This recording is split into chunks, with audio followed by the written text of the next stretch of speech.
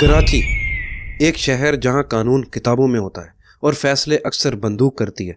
यहाँ कुछ लोग पुलिस को शहर का मुहाफिज कहते हैं और कुछ लोग उसी पुलिस को कातिल। आज हम बात कर रहे हैं पाकिस्तान के सबसे ज़्यादा कंट्रोवर्शियल पुलिस ऑफिसर की, जिसका नाम सुनते ही गैंगस्टर्स के चेहरों का रंग बदल जाता था, चौधरी असलम खान। मगर सवाल सिर्फ इतना नहीं कि वो कितना पावरफुल है, सवाल ये है कि वो वाकई कराची का मुहाफिज था या फिर एक ऐसा एनकाउंटर स्पेशलिस्ट जो कानून से भी ऊपर चला गया। आज की कहानी ना तारीफ है ना नफरत, ये कहानी है फैक्ट्स की, सिर्फ सच। मैं हूं चौधरी उमर, आप देख रहे हैं रियल क्राइम केसेस। ये चैनल सिर्फ कहानी सुनाने के लिए नहीं, यहाँ हम हेडलाइंस के पीछे छुपा सच ढूंढते हैं। यहाँ हम हीरोज और विलन्स का फैसला नहीं करते, यहाँ हम फैक्ट्स को बोलने देते हैं। अगर आप भी चाहते हैं कि क्राइम सिर्फ एंटरटेनमेंट ना रहे बल्कि एक सवाल बने सिस्टम पर और हम पर, तो ये वीडियो आखिर तक देखिए और चैनल को सब्सक्राइब जरूर कर लें और बेल आइकन प्रेस कर लें। चलिए अब वापस चलते हैं कहानी की तरफ।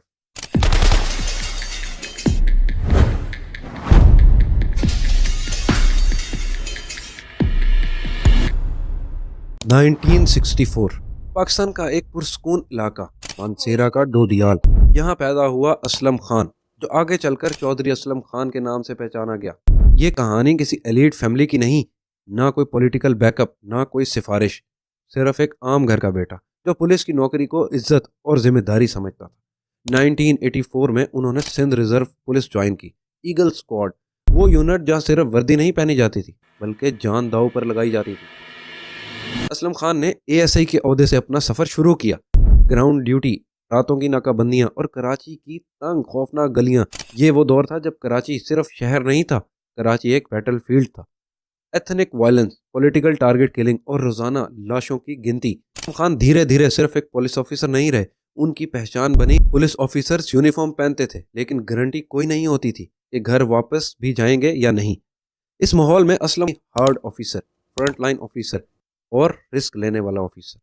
मेहनत और ख़तरनाक ऑपरेशंस, यहाँ से शुरू हुआ वो सफ़र जो एएसआई से एसपी तक गया और फिर कराची की तारीख का सबसे कंट्रोवर्शियल चैप्टर बन गया। 1992 कराची के लिए ये सिर्फ एक साल नहीं था, ये शहर की किस्मत का टर्निंग पॉइंट था। गवर्नमेंट ने अनाउंस किया Karachi operations clean up. Police, rangers और इंटेलिजेंस एजेंसी सबको एक ही पैगाम दिया गया, फ्री हैंड। मतलब ये कि अब फैसले अदालत से पहले भी हो सकते थे।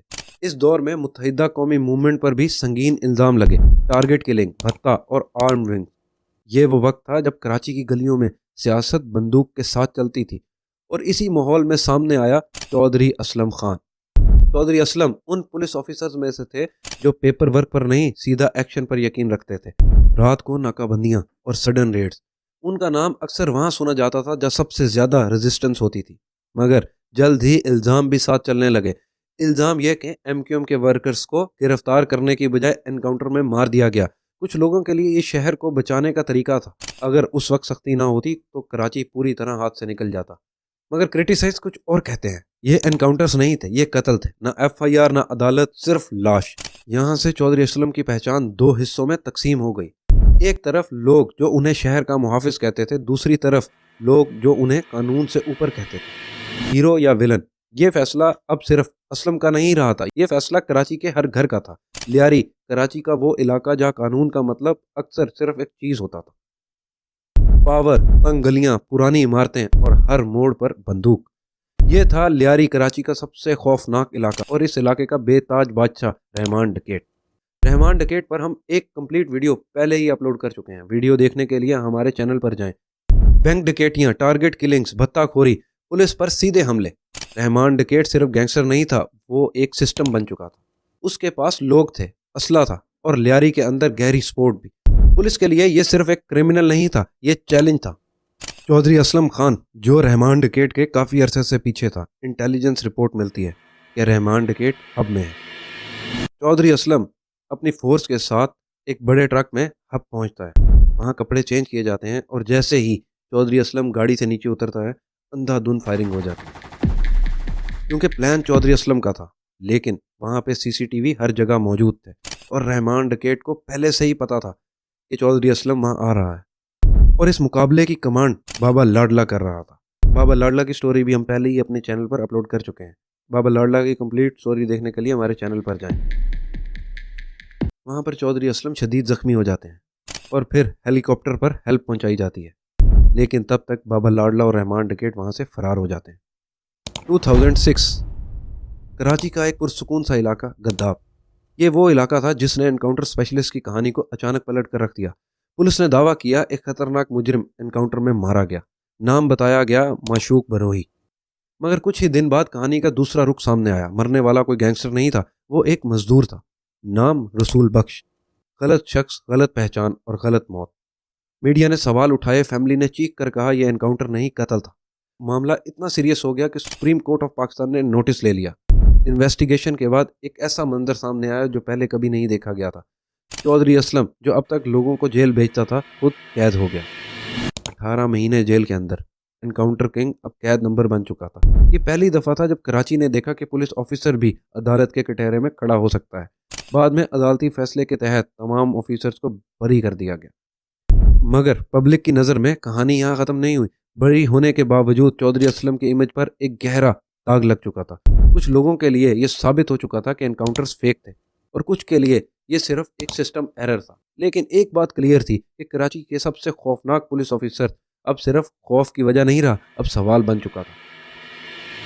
2009 رحمان ڈکیٹ کراچی سے غائب ہو چکا تھا اور خبر آئی کہ رحمان واپس آ رہا ہے، اور پھر کراچی میں پولیس مقابلہ ہوا۔ 2 دن بعد صبح کی ہیڈ لائن چیخ رہی تھی، رحمان ڈکیٹ پولیس انکاؤنٹر میں مارا گیا۔ پولیس کا دعویٰ تھا جوابی فائرنگ میں رحمان مارا گیا، مگر کہانی یہاں ختم نہیں ہوئی۔ فیملی کا کہنا تھا رحمان پہلے سے کسٹڈی میں تھا، یہ انکاؤنٹر نہیں قتل تھا۔ جب جرنلسٹ نے بھی سوال اٹھائے 2 دن کسٹڈی کے بعد اچانک انکاؤنٹر کیوں، یہاں سے لیاری کے لوگوں کے لیے یہ صرف ایک موت نہیں رہی، یہ ایک میسج تھا۔ اور اس کے بعد چودھری اسلم خان اور لیاری گینگز کے درمیان دشمنی جنگ میں تبدیل ہو گئی۔ لیاری نے اس انکاؤنٹر کو کبھی معاف نہیں کیا اور چودھری اسلم کے لیے یہ صرف ایک آپریشن نہیں رہا، یہ پرسنل ہو چکا تھا۔ یہ وہ پوائنٹ تھا جہاں کراچی کی کرائم سٹوری اور بھی زیادہ خونی اور زیادہ خطرناک ہو گئی۔ 2010 کے بعد کراچی کا کرائم صرف گینگ وار تک محدود نہیں رہا، اب شہر کو ایک نیا دشمن درپیش تھا، Tehrik Taliban Pakistan. Suicide bombers, terror cells اور سائلنٹ نیٹ ورک، یہ صرف پولیس کا امتحان نہیں تھا، یہ ریاست کا امتحان تھا۔ حکومت نے فیصلہ کیا کہ اس جنگ کے لیے CID کو فرنٹ لائن پر بھیجا گیا، اور اس جنگ کا ایک سب سے نمایاں چہرہ تھا چودھری اسلم خان۔ چودھری اسلم اب گینگسٹرز کے پیچھے نہیں تھے، اب ان کا سامنا ٹرین ٹیررسٹ سے تھا جو مرنے کے لیے تیار تھے۔ 11 نومبر 2010 کراچی کے دل میں CID ہیڈ آفس، ایک گاڑی بارود سے بھری اور پھر زوردار دھماکہ، 20 لوگ شہید ہو گئے۔ CID کا دفتر جنگ کا میدان بن چکا تھا۔ چودھری اسلم اس حملے میں بچ گئے، مگر یہ بچنا صرف قسمت نہیں تھا، یہ وارننگ تھی۔ 2011 اگلا نشانہ ان کا گھر، 500 کلو ایکسپلوسیو، ٹارگٹ کوئی آفس نہیں، ٹارگٹ ان کے بچے۔ صبح کے وقت سکول جانے کا وقت، لیکن قسمت نے پھر رخ بدلا۔ بچے گاڑی میں نہیں بیٹھے تھے، اس ایک سیکنڈ نے پوری فیملی کو بچا لیا۔ اس بلاسٹ میں پولیس گارڈ شہید ہوئے، ایک عورت اور اس کا بچہ بھی جان سے گیا۔ یہ صرف ایک ٹیررسٹ اٹیک نہیں تھا، یہ ایک پیغام تھا، یہاں رک جاؤ یا پھر پوری فیملی کے ساتھ ختم ہو جاؤ۔ مگر چودھری اسلم رکے نہیں۔ اس حملے کے بعد بھی وہ کھلے عام بولے، انہوں نے شیر کے منہ میں ہاتھ ڈالا ہے۔ یہاں سے یہ کیس صرف لا انفورسمنٹ نہیں رہا، یہ پرسنل وار بن چکا تھا۔ کراچی کی جنگ اب صرف گلیوں میں نہیں، گھر کی دہلیز تک آ چکی تھی۔ 9 جنوری 2014 کراچی کی ایک عام سی شام، مگر لیاری ایکسپریس وے پر قسمت کا فیصلہ لکھا جا چکا تھا۔ چودھری اسلم خان اس دن بم پروف گاڑی کے بغیر سفر میں تھے۔ گاڑی ریپیئر کے لیے گئی ہوئی تھی، مگر یہ بات صرف کچھ لوگوں کو معلوم ہونی چاہیے تھی، مگر کہیں سے انفارمیشن لیک ہو چکی تھی۔ انفارمر نے موومنٹ اور روٹ دشمن تک پہنچا دیا۔ لیاری ایکسپریس وے پر ایک سزوکی پک اپ جو عام گاڑی نہیں تھی، وہ ایکسپلوسیو سے بھری ہوئی تھی۔ 4:40 PM زوردار دھماکہ، گاڑی ہوا میں اڑی اور شہر کا ایک سب سے مشہور پولیس آفیسر زمین پر آ گرا۔ تحریک طالبان پاکستان نے چند گھنٹوں کے اندر ذمہ داری قبول کر لی۔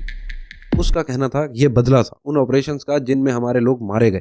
چودھری اسلم اس حملے میں شہید ہو گئے، ان کا ڈرائیور بھی جان سے گیا۔ مگر کہانی یہاں ختم نہیں ہوئی۔ انویسٹیگیشن نے ایک اور خوفناک سچ سامنے رکھا۔ جس شخص پر سب سے زیادہ بھروسہ تھا وہ شخص اندر کا آدمی نکلا۔ کا نام چودھری اسلم کے اپنے ڈرائیور کا نام انویسٹیگیشن میں آیا۔ یہی شخص پہلے بھی کار پر حملے کے وقت انفارمیشن دیتا رہا۔ یہ صرف ایک سیکیورٹی فیلئر نہیں تھا، یہ دھوکہ تھا۔ کراچی نے اس دن صرف ایک پولیس آفیسر نہیں کھویا، کراچی نے اپنی سب سے کنٹروورشل اور سب سے فیئرلیس شکل کھو دی۔ جنازے میں آنکھوں میں آنسو بھی تھے اور کچھ لوگوں کے گھروں میں خاموش سکون بھی۔ کسی کے لیے وہ شہر کا ہیرو تھا اور کسی کے لیے ظلم کی نشانی۔ ہیرو کی موت ہو چکی تھی مگر کنٹروورسی اب بھی زندہ تھی۔ کسی کے لیے وہ شہر کا محافظ تھا جنہوں نے کہا اگر چودھری اسلم نہ ہوتا تو کراچی کب کا جل چکا ہوتا۔ ان لوگوں کے لیے جن کے گھروں سے روز پولیس جنازے اٹھاتے تھے چودھری اسلم امید کا نام تھا، مگر دوسری طرف کچھ لوگوں کے لیے وہ صرف ایک پولیس آفیسر نہیں تھے، وہ لا بریکر تھے۔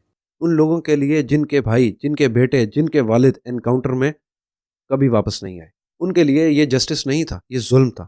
حقیقت یہ ہے کہ ان کے ہاتھوں بہت سے کرمنل بھی مارے، مگر یہ بھی سچ ہے کہ کچھ بے قصور لوگ بھی اس سسٹم کی بھینٹ چڑھ گئے۔ تو پھر سوال اٹھتا ہے، ہیرو یا ولن؟